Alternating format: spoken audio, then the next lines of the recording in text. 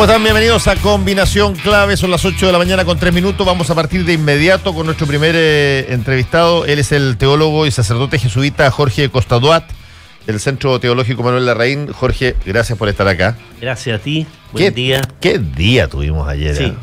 Tú sacaste una columna en El Mostrador donde dices que ojalá la próxima elección de obispos sea una oportunidad para avanzar en una iglesia más democrática. Lo que pasó en Roma con los 3 muchachos víctimas de Caradima, lo que está pasando con Pell ahora en Australia, todo, y lo que es el vuelco de opinión del Papa, que quizás es lo más es impresionante lo que está sucediendo, y yo espero que esto se traduzca por de pronto en un cambio cultural, un progreso cultural que estamos haciendo los sacerdotes, la iglesia en general, y que lo está haciendo el mundo. Mira las situaciones de abuso y de acusación en otros planos, en otros ámbitos. Sí. Hay progresos culturales, pero además tiene que haber progreso, hay que legislar. Esto se tiene que traducir en cuidados imputables, de manera que no se vuelvan a repetir. Ahora, ya es bastante impactante ver a un papa que hace 5 meses decía que todo eran calumnias y que hoy día recibe a estas personas, las acoge en su casa personal, en Santa Marta. Sí. Tiene unas muestras especiales de afecto y simbolismo con ello, pero efectivamente, quizás porque uno está de alguna manera programado para hoy día en el mundo moderno para desconfiar más que confiar, todo el mundo, creo yo, va a estar mirando cuáles son las conductas, las cosas que ratifican que esto es algo sólido y estable, y no es un evento de relaciones públicas. Yo creo que el mismo Papa ha hecho un proceso en esto, y ese proceso nos ha tocado hacerlo a todos, los sacerdotes y otra gente más, y es que el proceso termina cuando uno le cree a las víctimas. Lo primero es defender la institución, porque uno en realidad, en todo orden de cosas, necesita creerle a las instituciones, si no la vida social se desquicia. Nosotros creemos en la institución, le creemos a las autoridades, pero ese proceso hay que hacerlo. El Papa, cuando viene a Chile, lo primero que hace en La Moneda es decir: siento vergüenza, pido perdón. Ya. Después se junta con unas víctimas. Y que nunca supimos quiénes fueron ni nada. No supimos de nada. Y después Niquico mete las patas de un modo tremendo, es decir, él mismo arruinó su propia visita. Y después en el avión dice cosas que no vienen al caso, y si me equivoqué con la palabra, prueba, evidencia, cuando en realidad el problema era que había tratado a las víctimas de calumniadoras. Así es. Entonces, ¿qué pasa ahora? Invita a las víctimas a Roma, habla con ellos, como no lo hace con nadie, porque a nadie le va a dar 2 horas por persona para hablar. Y que fueron mucho más que 2 horas.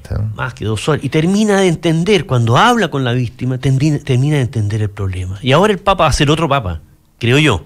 Ahora, ese proceso lo hemos tenido que hacer muchos de nosotros, sacerdotes, y la Iglesia está en camino a eso.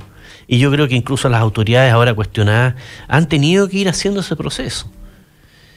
Tú, cuando dices las autoridades cuestionadas, ¿te refieres a quién? Porque es sorprendente lo que pasa a partir de la invitación del Papa a Jimmy Hamilton, a José Andrés Murillo y a Juan Carlos Cruz a Roma. Porque de pronto aparece el propio Satti diciendo que Barros debiera dar un paso costado. De pronto aparece Valenzuela y Coliatich diciendo: sí, quizá en algún momento uno debió haber... Eso no lo veo yo como un vuelco de opinión, lo veo como que saben que el cuello anda ahí y el hacha también. Es parte del proceso. Aquí la prensa ha jugado un rol fundamental, y es que han sido implacables. Y esas cosas, esas presiones, a uno le obligan a plantearse las cosas en serio. Sí. Entonces, ahora hay distintos grados de conciencia y todo lo más. A estos obispos, ellos han tenido un cargo y han tenido que, por una parte, defender la institución como corresponde, y han tenido que hacer justicia a las víctimas. En ese proceso, es comprensible que ellos traten, digamos así, de decir una palabra que no se les desordene el rebaño. Pero nos hemos dado cuenta que a las víctimas la sospecha, es decir, la sospecha de inocencia tienen que tenerla las víctimas en esta situación. Y eso ha sido un proceso muy largo, doloroso. Piensa tú una situación que yo creo que es como bien emblemática. El superior religioso que tiene a cargo las personas de una casa, que él es el padre de las personas de la casa, supiera que uno de los suyos, digamos así, ha cometido un delito. Para esa persona es tremendamente complicado tomar al que cometió el delito, ¿ya?, y entregarlo a los tribunales. Es una cuestión desgarradora, como lo puede ser para un papá o para una mamá. Para una mamá, por ejemplo, en una casa, sabe en un momento que su marido está abusando de uno de sus niños. Ella sabe también que si denuncia al marido se le destruye la familia. Son situaciones humanas muy complicadas. Entonces, hoy por hoy, lo que nos está empezando a decir la cultura y las leyes es que la denuncia se tiene que hacer en favor de las víctimas. Ahora, porque produce un daño catastrófico en las personas. Ahora, hay una diferencia en la analogía que tú pusiste. Estamos conversando con el sacerdote Jorge Costa Duat. Hay una diferencia. El sacerdote o el obispo que conoce de una denuncia puede ampararse en el derecho canónico para no denunciar a la justicia ordinaria o a la policía, porque lo obligan a que no. Hay que cambiar el derecho. Lógico. Mientras que la mamá tendrá ella, qué sé yo, por miedo o puede retraerse, pero yo creo que al final la familia no puede ser salvada si que tú tienes una persona depredadora dentro. Claro que sí, por eso lo que corresponde es la denuncia. Lógico. Ahora, ¿quién tiene el coraje de hacer eso?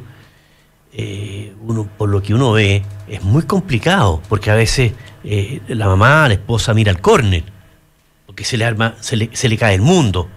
Ahora, tienes razón en cuanto a lo otro. Yo creo que el derecho tiene que cambiar, y va a cambiar con presiones, como muchos derechos se consiguen por movimientos sociales, con luchas sociales, y en este caso han sido, esto es lo notable de estos tres que han ido a Roma, han luchado durante 10 años por una buena causa. Y si ellos no dan la cara y si no friegan hasta el cansancio, no va a haber cambio. Y los ha habido, lo va a empezar a ver, precisamente porque hay gente que tiene el coraje de luchar por los demás. Pero déjame ponerte tu caso, Jorge. Tú fuiste una de las primeras personas que... Yo trabajé en el caso de Caradima cuando estuve en el estudio de Juan Pablo Hermosilla, y de repente uno tenía que ver, a ver, cuáles son los sacerdotes que en esto han estado alineados con las víctimas o han estado creyéndole a las víctimas. Y había poco, no había mucho, había mucho bajo cuerda, callado, que estaba dispuesto a darle un palmetazo en la espalda y a llamarlo por teléfono, pero no estaba dispuesto a que su nombre fuera expuesto. Tú fuiste uno de las personas que habló bastante fuerte en un momento sobre esto públicamente. Y te quiero preguntar si tuviste algún tipo de repercusión al respecto.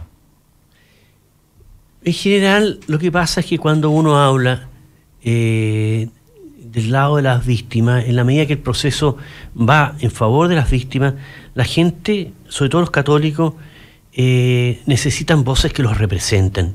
Te dicen, por lo menos hay alguien que habla, que dice lo que yo pienso frente a eso. Entonces, más bien la reacción ha sido positiva. Claro que uno tiene que tratar de decir las cosas bien y no cuenta con toda la información, pero sacar la voz me parece que es un servicio para mucha gente que no tiene quien la represente. Es un problema grave hoy en la iglesia. Es decir, es poquísima la participación, poca la comunicación, poca la representación. La gente se siente muy abandonada. Entonces, en la medida que uno habla y pone puntos de vista que nadie dentro de la iglesia suele poner, bueno, yo más bien he tenido respaldo. Sí, porque... Claro que de repente a uno le pegan un coscacho. Bueno, pero es que la pregunta es ¿por qué se produjo esa merma? Si la Iglesia Católica tenía una estatura después de la dictadura en Chile que era casi, pero intocable. En términos de popularidad, las aprobaciones, era, pero en primer lugar, lejos. Y de pronto hoy día tú haces una encuesta en cualquier lugar del país y la situación está, pero por los suelos. Ahora, esto hay que verlo en una perspectiva más amplia porque... no me vayas a sacar los 2000 años. No, los 2000 años, saquemos los últimos 60 años. Porque piensa tú lo siguiente, que estas situaciones y estos abusos y estas víctimas han existido en 60 años. Es decir, fue muy notable la iglesia de los 60, 70, 80, muy notable, pero apareció lo extraordinario, pero lo otro no apareció. Y tenemos casos tristes de personas que fueron notables en un aspecto y en otro aspecto sí. Había todo un mundo que no se conocía. Sí, el caso Cristian Prech, por ejemplo. Ahora... que es muy, muy doloroso porque es amigo, conocido, un tipo genial desde el punto de vista pastoral. No sé si conoces tú el libro que sacó esta niña de la UDP. No me acuerdo. Sí. Lagos, creo, no me acuerdo. Sí, el Andrea Lagos. Sí, un libro de gran calidad. Eso te muestra ese aspecto. Ahora, lo otro, ¿qué pasó? Bueno, durante la dictadura hubo una iglesia chilena, que no la hubo en otras partes, que al final, con el cardenal Silvio Enrique a la cabeza, se pusieron de lado las víctimas. Y la sociedad en principio no les creyó a la primera. No había medios, estaba todo bloqueado. Y poco a poco fueron ganando terreno hasta salir triunfantes de la dictadura. Ahora, ¿qué pasó después? Es muy difícil decirlo, pero mi compañero Eduardo Silva, que es rector del Alberto Hurtado, dice que pasamos del catolicismo social al catolicismo sexual. Primo mío, Eduardo Silva, sí. Ya. Además. Pasamos del catolicismo social al catolicismo sexual. Monseñor Ovido sacó esa famosa carta del año sí, me acuerdo. 92, 91, en la que declara una crisis social, una sociedad permisiva, y sería una crisis de índole sexual en los jóvenes. Y ahora terminamos con una crisis social, crisis sexual, no en los jóvenes, sino en los curas. Exacto. Eso es una situación... Entonces, es un periodo tremendo. Yo espero que este asunto cambie radicalmente. Creo que es posible crear los mecanismos para que estos abusos sean contrarrestados al máximo, y que la Iglesia dé un giro hacia otro mundo. Yo creo que lo que tendría que venir, por las circunstancias históricas en las que estamos, es un catolicismo socioambiental.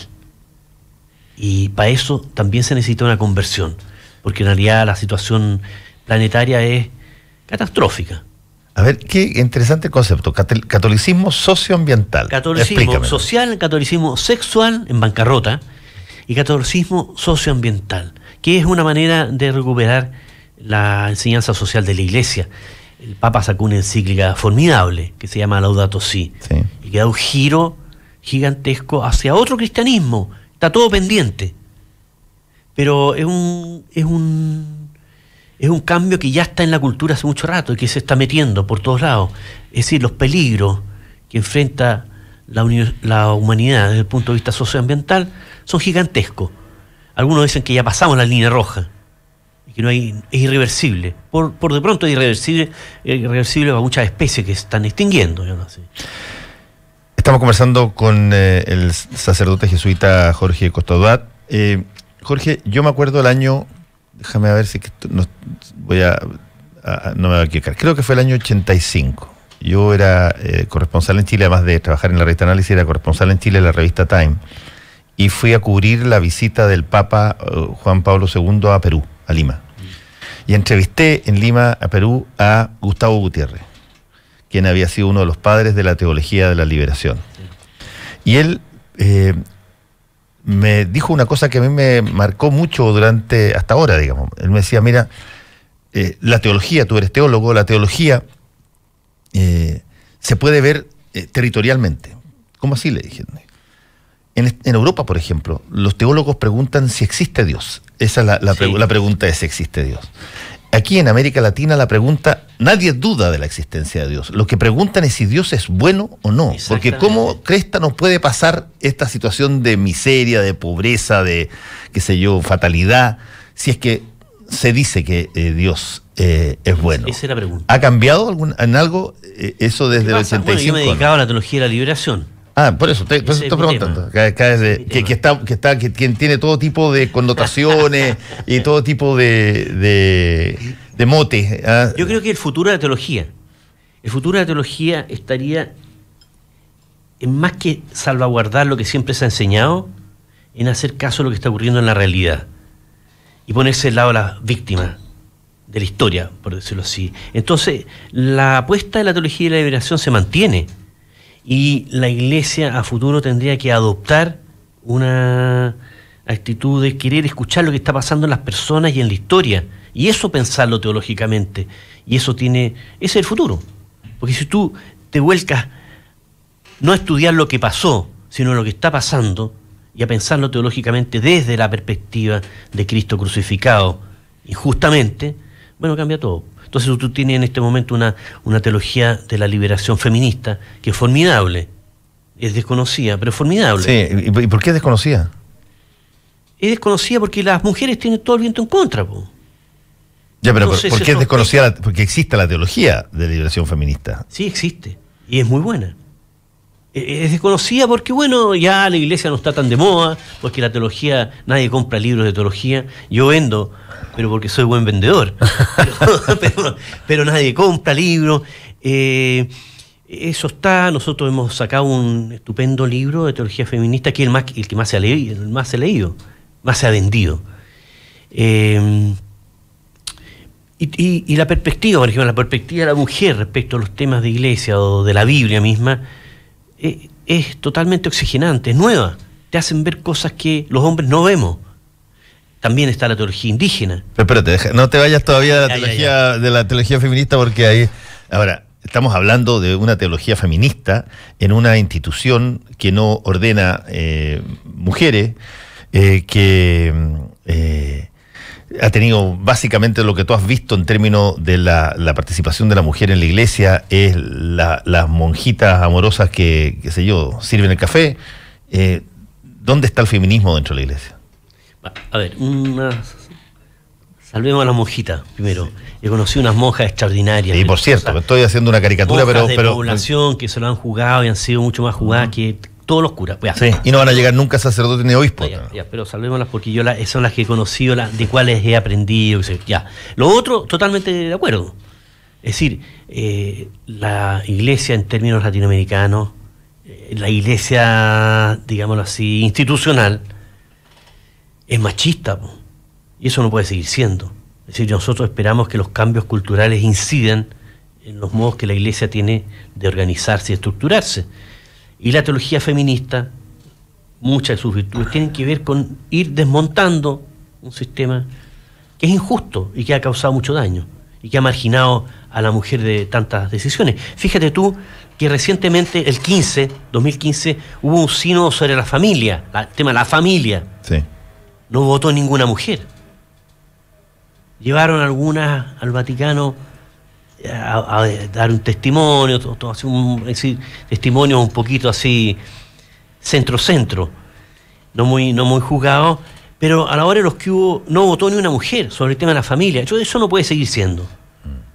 ¿Tú crees que este Papa tiene una voluntad, por ejemplo, en esa materia de hacer cambios? Porque eso es sí tirarse contra los poderes fácticos. No, piensa tú que en este sínodo la discordia se centró en darle o no la comunión a los divorciados vueltos a casar. Y una cosa, digamos así... Casi cavernaria ese, claro, sí, Mario Vargas Llosa. Tú puedes elucidar principios y criterios como para llegar a una solución, como se hizo, razonable. Entonces, el tema del sacerdocio femenino tiene mucha contra, precisamente en clérigos sumamente machistas que entienden que ideológicamente Jesús fundó la iglesia sobre los hombres y dejan a todas las mujeres fuera. Eso tiene que cambiar. No puede seguir así. Ahora, una cosa es decir, eso tiene que cambiar porque uno siente que tiene que cambiar, y otra cosa es que uno crea que van a cambiar. ¿Dónde se buscan las señales, por ejemplo? No, sí, que señales, hay que dar la pelea, no. La historia es esa. La historia, todos los derechos y todos los cambios tienen que ver con lucha. Y hay que dar esas luchas. Y se necesitan mujeres que den esa lucha y hombres que las apoyemos. Déjame hacerte una pregunta que tiene que ver con tu congregación, digamos. Sí. ¿Ha sido un karma o ha sido más fácil el que el Papa sea jesuita igual que tú y los demás? Da lo mismo. No ha hecho ni fu ni fa, no ha habido ni fu ni fa. No ha habido ningún tipo de guiño especial, nada. Nada, por ejemplo, absolutamente nada. Salvo que yo creo que el Papa en algún momento se ha apoyado, por una cuestión de confianza, en algunos jesuitas que le dan confianza, que son más conocidos por su historia y todo lo demás. Pero ningún guiño. Al contrario, nosotros jesuitas estamos un poco espirituados con que este jesuita llegara a ser Papa, porque nosotros habíamos tenido dificultades con él. Entonces, cuando se lo nombró Papa, nosotros nos agarramos la cabeza. ¿Qué tipo de dificultades? Él mismo lo reconoció después. Él fue formador y provincial en Argentina, donde después él mismo reconoce había sido sumamente autoritario. Entonces, además tiene un caso de 2 jesuitas allá que hay hasta acusaciones de que él como que miró para el lado. No, pero esos son... No, yo creo que es inocente totalmente ese cuento. Pero en América Latina el Papa, por lo menos en América Latina, entre los jesuitas no tenía buena prensa, a propósito de la prensa. ¿Eh? Entonces, pero se ha visto que por otro lado el Papa ha sintonizado profundamente con las grandes líneas de la Iglesia latinoamericana y de la Compañía de Jesús en favor de la adopción por los pobres. Entonces, como que tempranamente se empezó a cuadrar los sectores más sociales, más progresistas de la Iglesia latinoamericana detrás del Papa. Y el Papa en un comienzo tenía una postura más bien crítica respecto a las versiones de la teología de la liberación que pololeaban con el marxismo. Sí. Él pertenece a otra corriente, que también uno podría decir que es teología de la liberación, es la teología de la Iglesia argentina.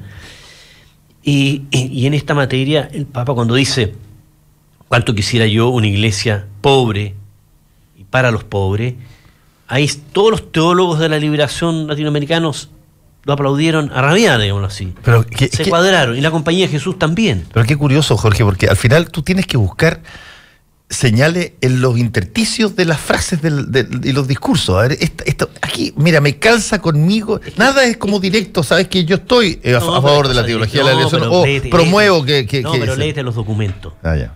Léete los documentos, son mucho más jugados que estas frases. Las conferencias del Papa en Bolivia a los movimientos sociales, la misma encíclica, Laudato Si, son impresionantes las críticas que hace un capitalismo que está destruyendo el planeta. Mucho más jugadas que en eso. Ahora, es un Papa que se maneja mucho con los símbolos. Sí. Cuando dice, ¿quién soy yo para juzgar a un gay? A un gay, sí. Evidentemente esa frase está muy bien acuñada. Eso le abrió un mundo en todo el mundo homosexual. Como dice, la Iglesia reconoce nuestra realidad. Ahora, el problema que tiene es que eso va aparejado con cómo uno enfrenta las perversiones, lo que los 3 de Caradima llamaron ayer epidemia. Claro. Usaron la palabra epidemia de abuso. Sí. Incluso tienen un caso dentro de la propia congregación, que es el de Eugenio Valenzuela. Sí. ¿Y qué ha pasado con él? Bueno, lo de Eugenio, hay casos y casos. Eugenio fue investigado, le hicieron 2 investigaciones previas. Después su caso fue a dar a Roma, a la Congregación para la Fe. La Congregación para la Fe estimó que no había mérito para iniciar un proceso. Había habido conductas imprudentes, sobre todo en el tema del acompañamiento de personas, la dirección espiritual. Yo mismo, en su momento, años atrás, tuve problemas con él, porque me parecía que tenía una relación espiritual, creaba mucha dependencia en las personas. Y tuvimos algunas discusiones muy fuertes sobre este tema. Y claro, y después, bueno, precisamente las restricciones que tienen son por este lado, digamos. Él no puede acompañar espiritualmente personas. Yo creo que es un caso muy distinto a otros casos, digamos así. Ya, pero pegan el palo, digamos. Pero claro que pegan el palo. No sé, yo te digo que los jesuitas en esto no somos especialmente ejemplo de nada, somos parte del problema. Ahora lo importante es que también seamos parte de la solución del problema. Y en esto, si uno, digámoslo así, es cura y anda predicando la conversión, bueno, ¿dónde lo saca? ¿De los libros o de la propia experiencia? Tendría que sacarlo de la propia vida y que Dios lo perdona. Uno anda por todos lados hablando del perdón. Bueno, y si a uno Dios no lo perdona, ¿de qué está hablando? Entonces, todos nosotros tenemos que hacer, sacerdotes, religiosos, un proceso de experiencia de Dios para hablar de Dios. Déjame hacerte una pregunta sobre el futuro, Jorge. Voy a hablar de futuro biológico.